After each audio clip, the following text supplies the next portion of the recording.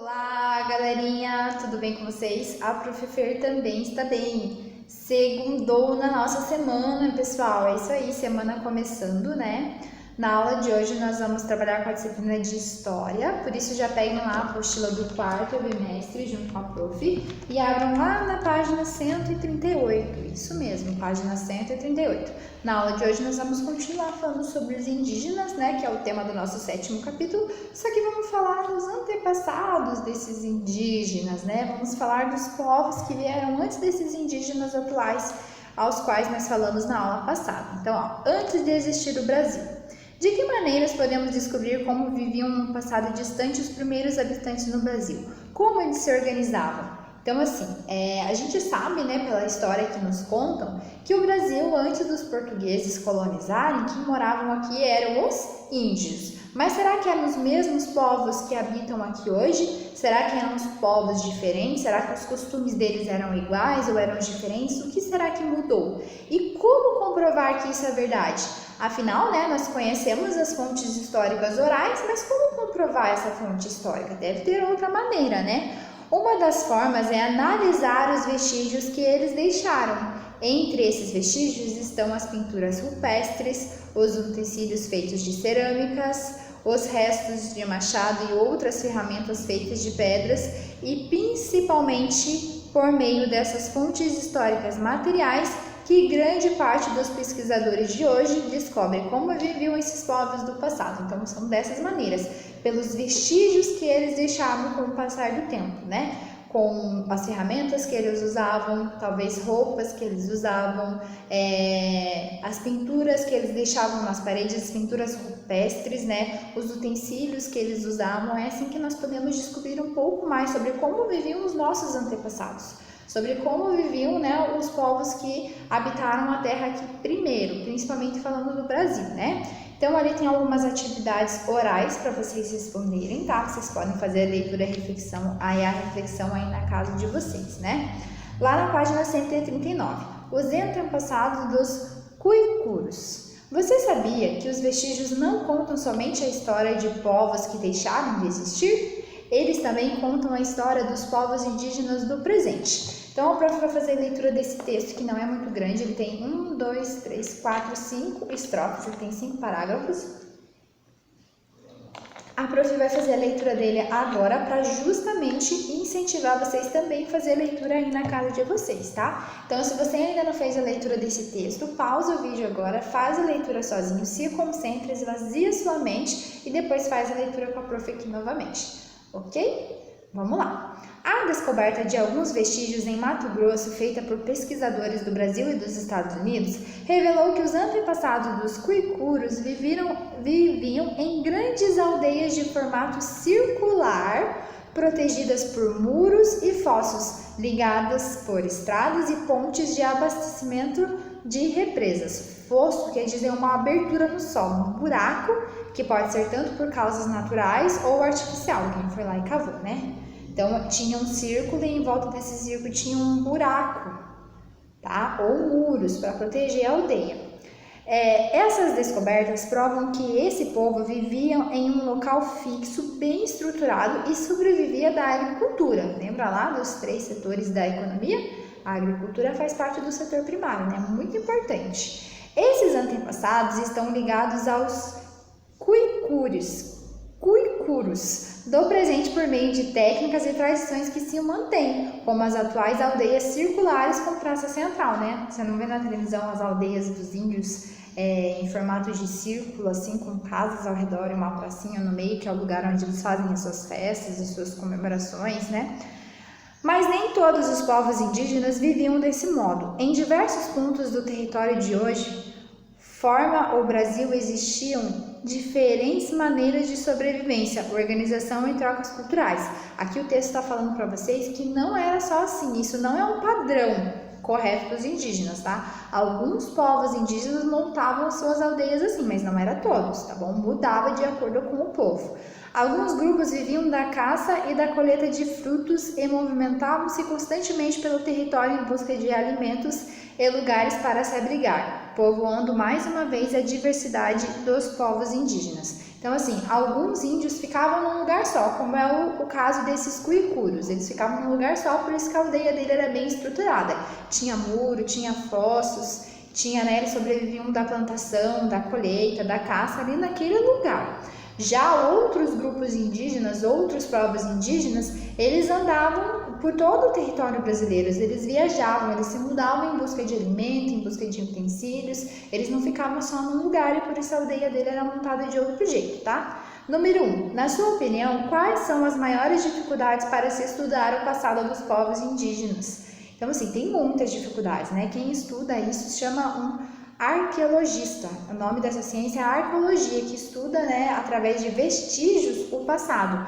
Então, quais são as dificuldades? É uma coisa muito antiga, é difícil de se encontrar porque os indígenas viviam na maior parte em matas fechadas ou em cavernas, então é difícil de se escavar, é difícil de encontrar o lugar bem certinho onde eles moravam, né? Existem muitas dificuldades, não é uma só, né?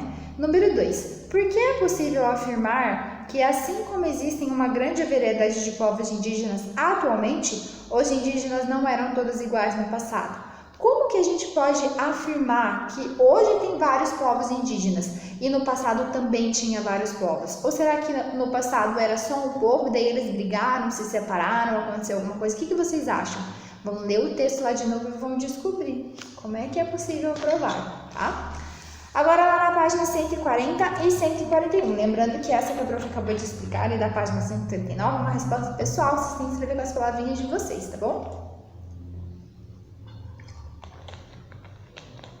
Um monte de histórias. Nessa aula você vai estudar o que são os sambaquis e sua importância para recuperar a história dos povos indígenas. O prof vai fazer a leitura aqui de mais um texto com 4 parágrafos, tá? O prof pede para que vocês prestem muita atenção, que logo em seguida tem uma atividade ali com adesivos para vocês fazerem, tá bom? Então diz assim, ó. Você conheceu alguns tipos de vestígios que servem para estudar e conhecer a história dos antigos povos indígenas do Brasil. Agora vamos conhecer outro, os sambaquis. Mas o que é um sambaqui? O nome sambaqui tem sua origem na língua tupi e é a variação de tambaqui. Tamba significa marisco, conchas e ostras e qui, amontoado, um monte. Então quer dizer, um monte de mariscos, um amontoado de conchas, né? Um monte, um conjunto. Pois é isso que os sambaquis são, grandes elevações de areia, concha e ossos de peixes acumulados no mesmo espaço ao longo dos anos.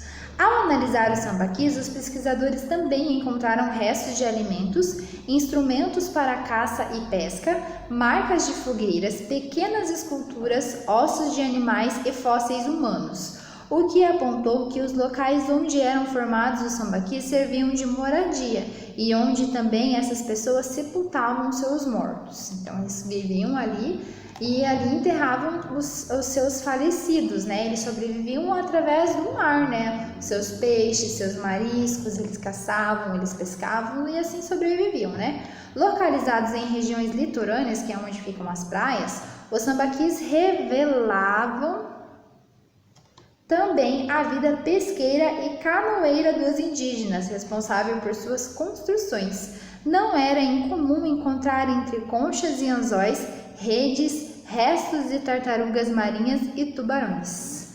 Então ali tem muitos vestígios, né? Ali tá falando que esses vestígios daquela imagem foram encontrados em Santa Catarina. Eles estavam fazendo estudos e eles chegaram à conclusão que esses locais eram construídos pelos indígenas com diferentes finalidades, tá? Então vocês podem fazer ali a leitura daquela imagem, né? A leitura não verbal, que vai ser muito legal para vocês também. Então ali na atividade, página 141 e última de hoje, ó. Bento é um famoso pesquisador que se dispõe a reconstruir um sambaqui para entender melhor o modo de vida desses povos. Vamos ajudar Bento nessa tarefa? Para isso, reúna-se com 2 colegas, destaquem nas folhas 4 e 5 do material de apoio os adesivos que correspondem aos possíveis vestígios deixados pelos antigos indígenas e coloquem-os nos sambaquis. Então, assim, só para vocês entenderem, meus amores, sambaquis é como se fosse um morro que eles construíam e iam colocando ali tudo aquilo que eles usavam, desde os seus falecidos, como restos de comidas, como seus utensílios que eles usavam para caçar, para pescar, aquilo que eles comiam, aquilo que eles achavam interessante, certo? Tinha várias coisas que eles faziam esse amontoado, ó. Alguns sambaquis podem chegar a 30 metros de alturas. Então, sambaquis é um monte, por isso o título dessa aula, um monte de histórias. Ele é um monte, um conjunto, um amontoado de coisas que eles vão colocando, que esse povo ia juntando e colocando. Essa era um costume dele, né? Cultura é cultura, cada um tem o seu diferente. Então, lá no material de apoio, nas páginas 4 e 5, vocês vão analisar aqueles adesivos que tem lá e vocês vão colocar ali nos espaços como se fosse um sambaqui. O que tem a ver com esse texto que a gente acabou de ler, você vai pôr. O que não tem a ver, você vai deixar, tá bom? Deixa eu pegar ali os adesivos para mostrar.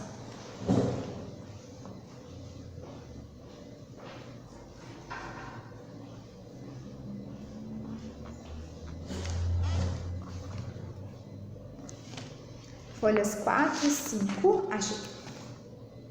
Folha 5. Folha 4. Temos aqui a folha 4 com vários adesivos. E aqui a folha 5 até quase a metade. Então, nós temos aqui restos de humanos, né? Esqueletos, temos lanças, temos pedras, temos violão, temos ursinhos, temos boné, temos celulares. Temos restos de peixe, temos conchas, temos talheres, temos pedacinhos de lanças, de pedras e temos panelas de pressão. Vocês vão colocar aqui naquele espaço da página 141, deixa eu mostrar aqui rapidinho para vocês, não posso mostrar muito como é que é a resposta.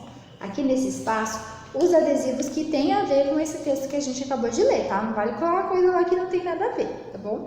Tá bem facinho essa atividade. Pessoal, na aula de hoje foi só isso, espero que vocês tenham gostado e entendido esse assunto, né? Falamos novamente sobre os vestígios, sobre como recuperar a história, como podemos saber, como podemos descobrir como viviam os povos de antigamente. Espero que a prof tenha ajudado, mas qualquer dúvida me procure, tá bom? A nossa aula vai ficando por aqui, até a próxima. Tchauzinho!